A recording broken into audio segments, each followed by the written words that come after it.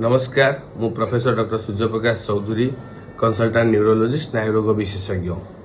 आज अक्टोबर 29 तारीख प्रत्येक वर्ष आज आम वर्ल्ड स्ट्रोक डे किंबा विश्व मस्तिष्कघात दिवस हिसाब से सचेतनता कार्यक्रम करूँ। आज दिन में गोटे कथा कहबी जे स्ट्रोक जोटा कि मस्तिष्कघात कहुए दिनक दिन बढ़िबा लगी वर्तमान समय युवपीढ़ी किंबा यंग स्ट्रोक बहुत कमन हो गलानी। तेणु आमको जानवा पड़ो स्ट्रोक कौन ता लक्षण कौन और सबुठ गुरुत्वपूर्ण जिनस होची ए वर्ष जहाँ थीम रोची एव्री मिनिट काउंट्स। प्रत्येक मिनिट निर्भर करे आपण जीवन में स्ट्रोक टा कौन करिवो। स्ट्रोक एमिति गोटे रोग जेतिकी जीवन प्रति घातक सेतिकी भी जंत्रणादायक। हुए तो बहुत लोग एथरे मृत्युवरण करती और जो मैंने बंची जाती कौट ना कौटी गोटे अंग तक पारालिसिस रही जाए। तेणु जहाँ बेले ट्रिटमेंट निहाती आवश्यक एवं जिते फास्ट दरकार सेते फास्ट ट्रिटमेंट आवश्यक बहुत शीघ्र।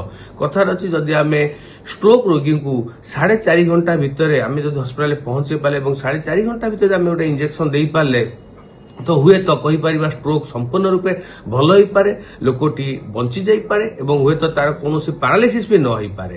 तेणु सबू मिनिट मैटर करे। तेणु जो भी आप देखुंटे पाखे क्या स्ट्रोक सिम्पटम देखा तो इमिडिएट गोटे स्ट्रोक सेंटर कि जो गोटे न्यूरोलोजी सेंटर थी कि न्यूरोलोजिस्ट थे सेठी सांगे सांगे जाए आप डॉक्टर को परामर्श करतु और सांगे सांगे जो ट्रिटमेंट बहुत जल्दी आरंभ कर दिखाँ। से कहुए वर्ष जहाँ थीम रही एव्री मिनिट काउंट्स। एवं जदि मु कहिबी स्ट्रोक लक्षण कौन केमिति आपण जानिबे गोटे वर्ड मन रखिबे जोटा हमें बी फास्ट बोली कहि थाउ सेटा सब बेला पई मन रखिबे केबे भी भूलिबेनी। बी फास्ट माने कोन ना हठात आपणकर बी रे बैलेंस बिगिड़ी जिबा किबा चलाबुला करे असुविधा हला। ई रे होची आई सिम्पटम्स कौन सी आखि बंद हो जिबा कि आखि की झापसा देखा हबा दीदीटा देखा दबा।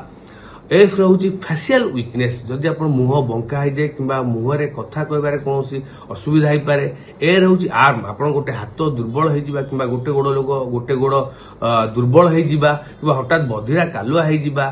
एस रोची स्पीच कथा कहबार असुविधा हवा कथा न कहि परिबा कि खने खने कथाटा करबा ए सब स्ट्रोक सिम्पटम्स हो पाए। तेणु बी फास्ट टी माने होची टाइम टाइम टाको सेव करके यथाशीघ्र आप हस्पिटाल डाक्टर को परामर्श करंतु।